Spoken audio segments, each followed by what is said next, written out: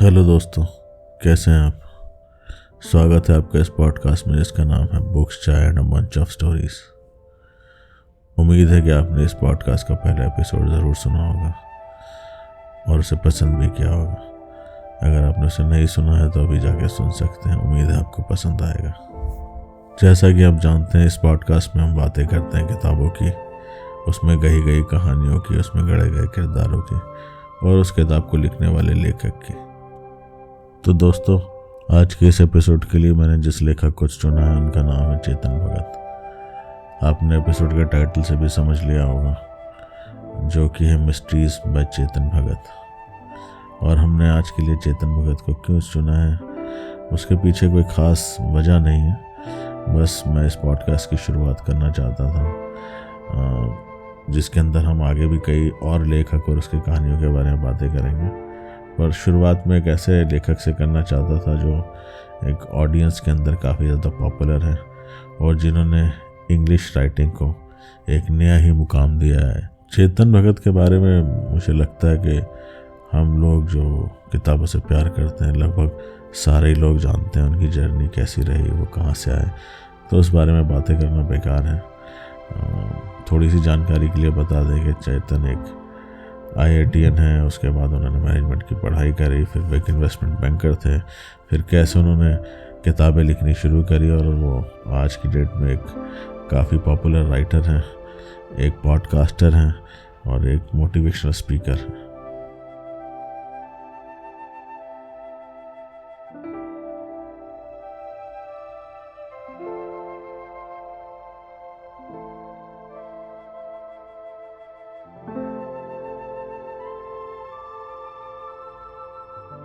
जैसे कि मैं पहले भी बात कर रहा था कि चेतन के आने से पहले हिंदुस्तान के अंदर इंग्लिश राइटिंग के अंदर ज़्यादा लोग इतने ज़्यादा पॉपुलर नहीं थे मासेस में। जब मैंने भी इंग्लिश किताबें पढ़ना शुरू करी या इंग्लिश नॉवेल्स पढ़ना शुरू करी तो हम भी ज़्यादातर फॉरेन ऑथर्स की तरफ जाते थे। जो इंडियन ऑथर्स थे उनके बारे में इतनी ज़्यादा मासेस को जानकारी नहीं थी। मे भी उनका लिखने का स्टाइल काफ़ी ज़्यादा वेस्टर्न तरीके से प्रभावित था, तो उनका जो इंग्लिश लिखने का तरीका था और जो वोकैबुलरी थी शायद वो मासेस की इतनी समझ में नहीं आता था।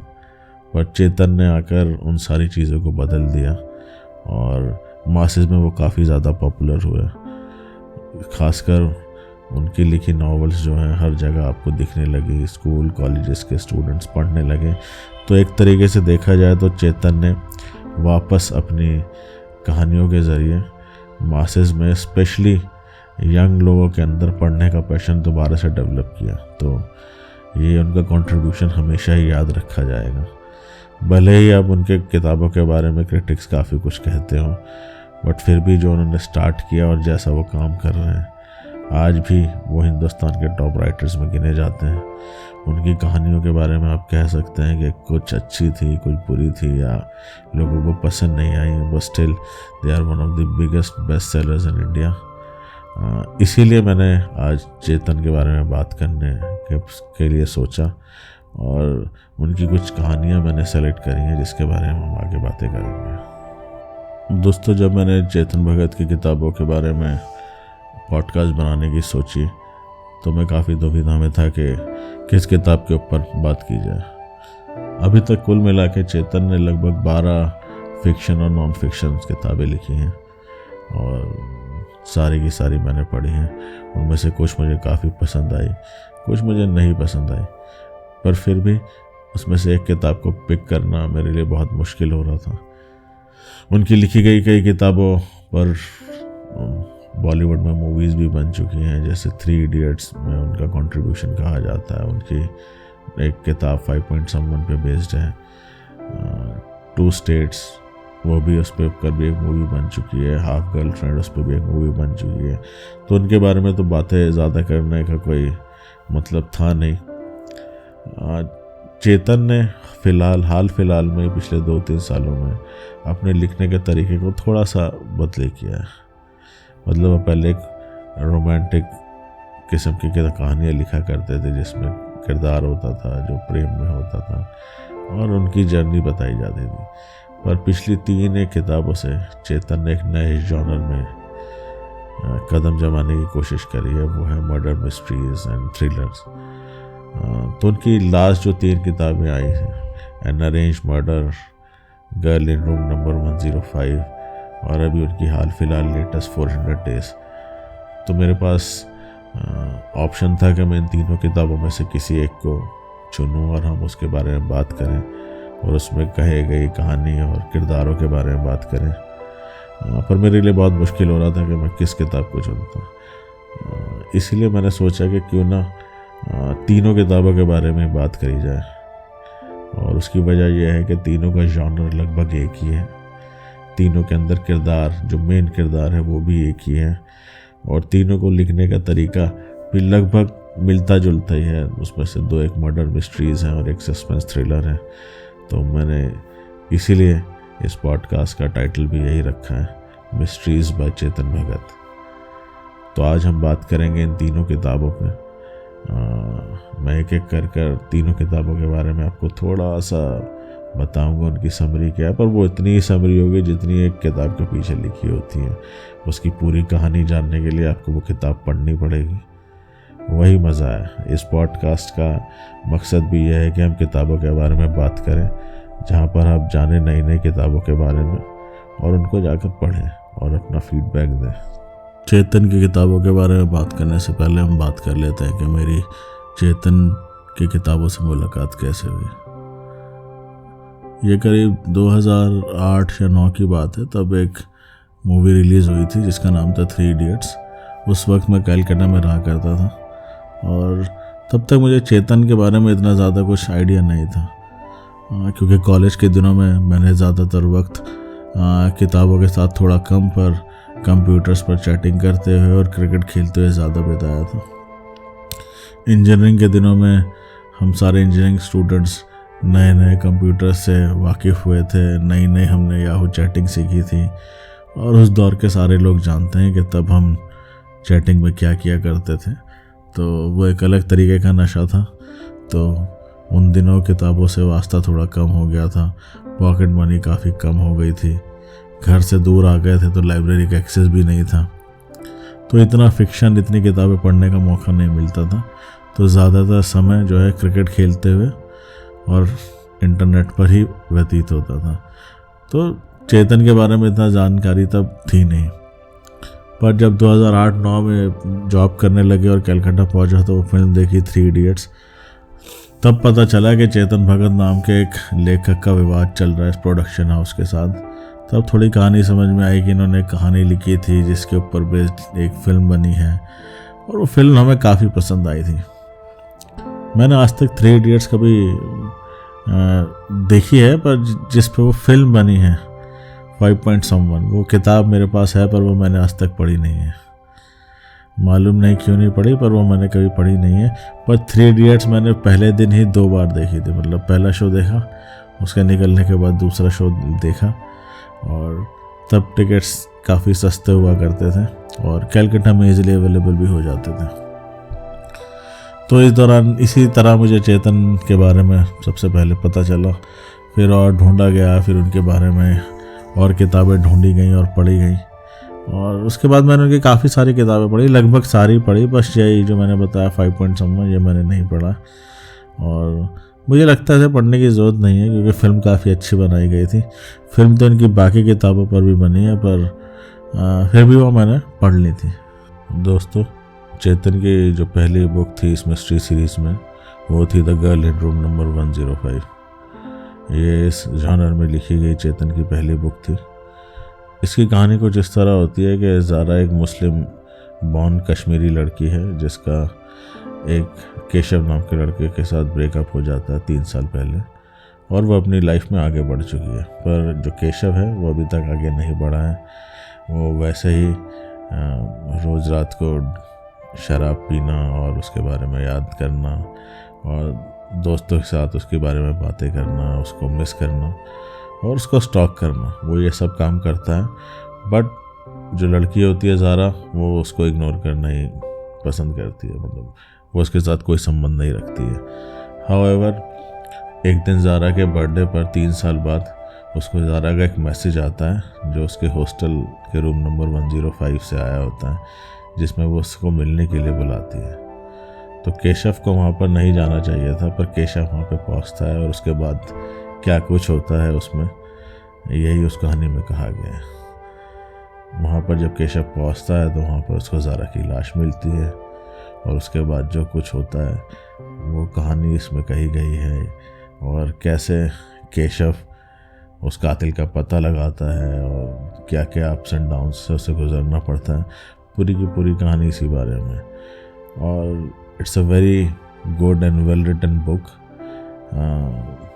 This book will keep you hooked until the end. So जो इस सीरीज़ में चेतन ने शुरुआत की थी वो काफ़ी अच्छी शुरुआत की थी, और मुझे वो बुक काफ़ी पसंद आई थी। इस जॉनर में चेतन ने जो दूसरी किताब लिखी थी उसका नाम था वन अरेंज मर्डर।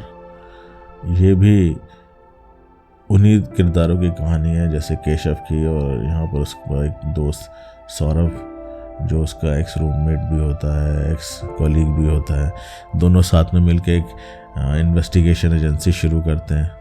पर समहाउ उनके बीच डिफरेंसेस आने लगते हैं, और ज़ारा को खोने के बाद केशव जो है एक पूरी तरीके से वुमनाइज़र बन चुका होता है, और he was going around with so many womens in his life, जो केशव के दोस्त सौरभ को पसंद नहीं आता।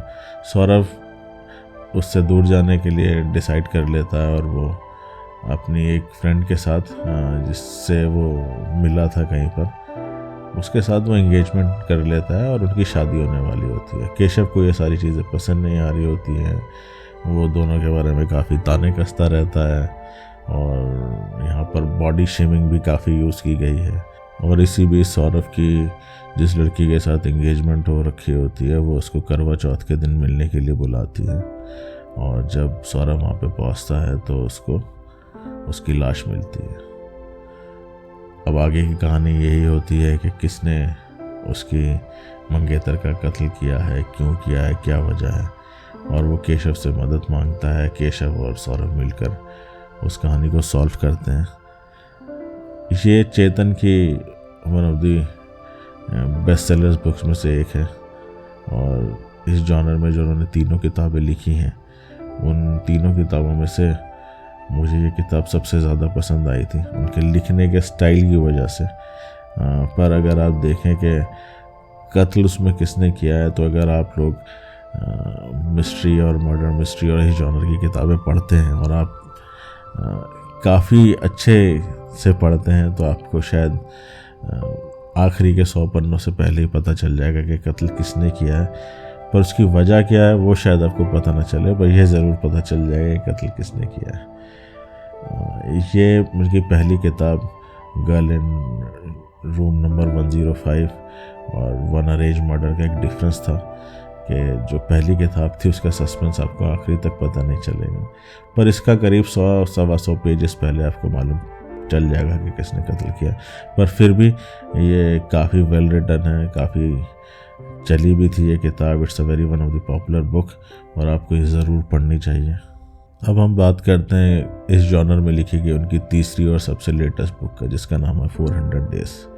ये कहानी एक माँ की है जिसकी एक 7 साल की बेटी है जो पिछले 400 दिन से लापता है, और इस कहानी के अंदर काफ़ी सारे लूप होल्स हैं, काफ़ी सारी लॉजिकल बातें हैं। जब आप इसको पढ़ेंगे तो आपको साफ साफ पता चलेगा कि इतनी वेल रिटन नहीं है। खैर, हम कहानी पे वापस आते हैं।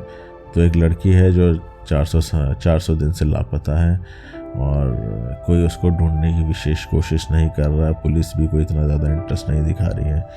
तो केशव जो कि अब एक जासूस बन चुका है, और साइड बाय साइड वो यूपीएससी की तैयारी भी कर रहा है, साइड बाय साइड वो एक वुमनाइज़र भी है।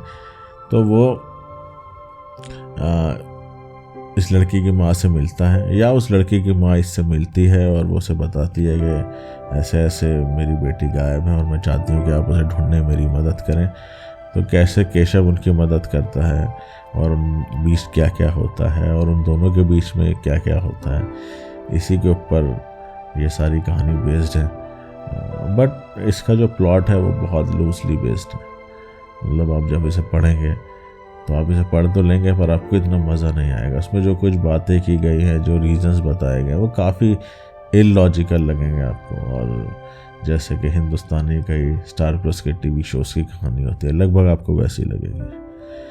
तो मेरे हिसाब से ये इनकी लास्ट तीनों किताबों में से लिखी गई सबसे वीक किताब है, और मुझे लगता है कि शायद इतनी ज़्यादा पढ़ी भी नहीं गई है।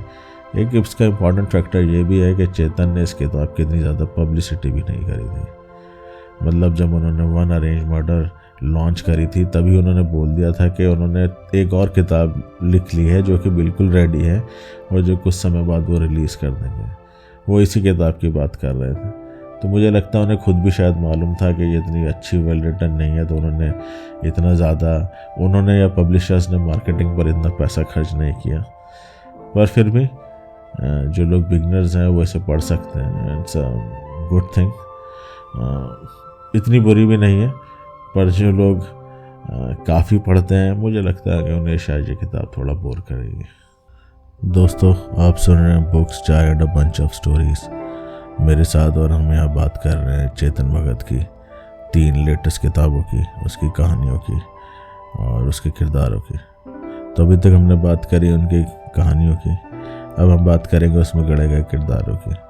तो इन तीनों किताबों को चुनने की वजह जो मैंने पहले भी बताई थी कि तीनों का जॉनर एक जैसा है, तीनों की कहानी लगभग एक जैसी है। एक जैसी से मतलब murder mystery suspense thriller.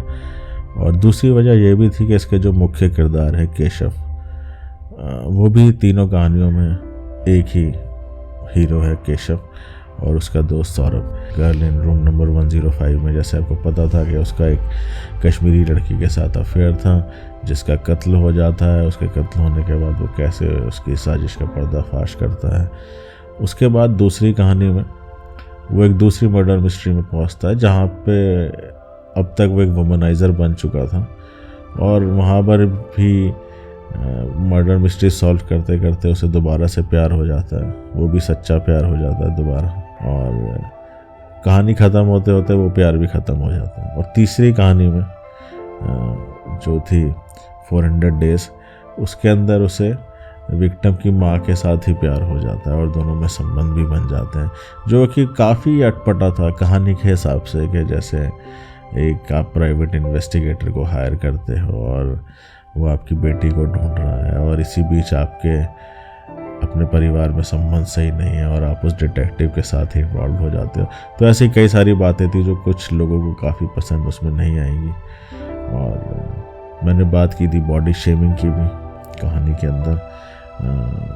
An arrange murder, उसके अंदर काफ़ी बॉडी शेमिंग की गई है। काफ़ी केशव बातें ऐसी करता है अपने दोस्त के बारे में, सौरभ के बारे में, उसके मंगेतर के बारे में, जो कई लोगों को हमेशा ना पसंद आए और हम बोलें कि नहीं ऐसा नहीं करना चाहिए। आजकल जैसा कि चल ही रहा है सोसाइटी में, मूवीज़ में भी, और के क्रिटिक्स बहुत हैं जो कहते हैं कि आपको ऐसा नहीं दिखाना चाहिए पर्दे पर, या आपको ऐसा नहीं लिखना चाहिए।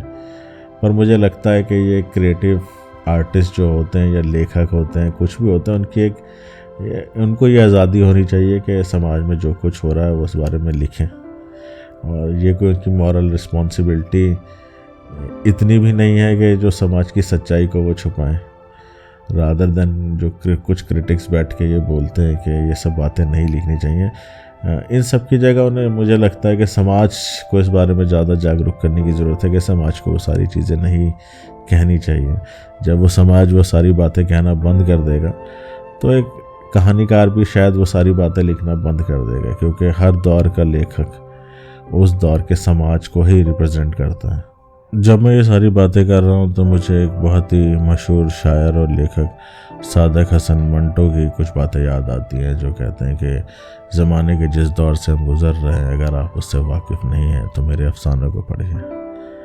अगर आप इन अफसानों को बर्दाश्त नहीं कर सकते तो इसका मतलब है कि ज़माना ही नाकाबिल बर्दाश्त है। वो कहते हैं कि मैं कोई नहीं होता कि मैं इस समाज को कुछ सिखाऊं या उसको उसके नंगेपन को ढकने की कोशिश करूं। ये मेरा काम नहीं है। मेरा काम वही है कि जो समाज में हो रहा है मैं उसको एक आईना दिखाऊं। अब आप लोगों से ये बर्दाश्त नहीं होता तो इसके ज़िम्मेदार आप खुद हैं। तो मेरा भी यही मानना है कि एक लेखक अंत में वही लिखता है जो समाज में उस समय हो रहा होता है। तो अगर चेतन ने वो सब लिखा है तो मुझे उसमें कोई प्रॉब्लम नहीं है। होता हम आम लोग भी अपनी ज़िंदगी में अपने यारों दोस्तों की काफ़ी बॉडी शेमिंग करते हैं, और उसको पर जब हमारे साथ तो कुछ ऐसा होता है तो हमें लगता है कि ऐसा नहीं होना चाहिए। तो दोस्तों, ये थी वो 3 कहानियाँ जो मैंने चेतन भगत की लिखी हुई कहानियों में से सेलेक्ट करी थी। उसके किरदार जिसके बारे में हमने बात करी, केशव, उसका कैसा तौर तरीका है, कहानी कैसी है और क्या उसमें बातें कही गई हैं। ये तीनों एक्चुअली एक सस्पेंस थ्रिलर है, तो इसके बारे में मैं आपको ज़्यादा कुछ बता नहीं सकता। जब आप पढ़ेंगे तो आपको ज़रूर मज़ा आएगा।